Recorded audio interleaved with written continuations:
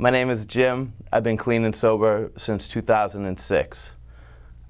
I come from a good family. I'm the oldest of three. I was born and raised up in Lynn, Massachusetts. I was a good athlete. I was a good student. In my early 20s, I had an injury that I was prescribed opiates for, and at that point, that's when my path to destruction and addiction began.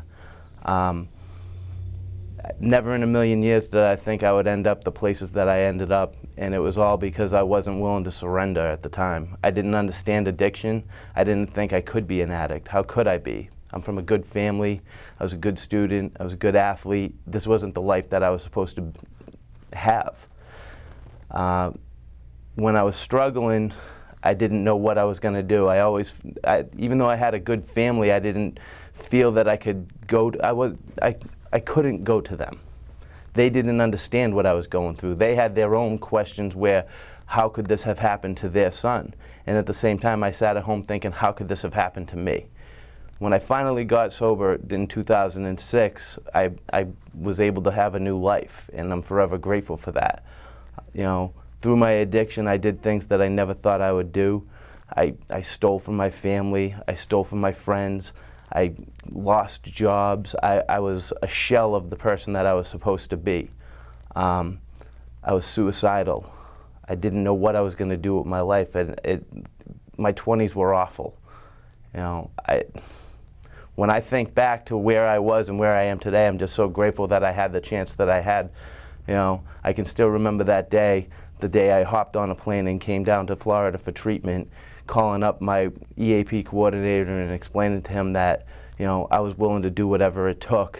And at that point, I was truly at my lowest. I was contemplating driving my car off a bridge because I didn't think that I could get it.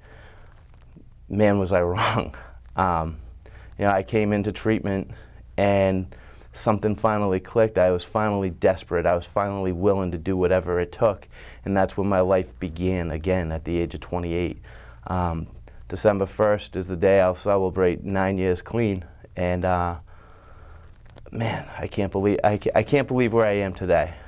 You know, I have my family back in my life, you know, friends, family. I have a great job. I have a career today. I've been able to help so many people in my life in the last 9 years that I never thought I'd be able to do, and it all happened because I was willing to take that chance, and I didn't give up on myself. My family didn't give up on me, and together, you know, we were able to fix what was broken, in a sense.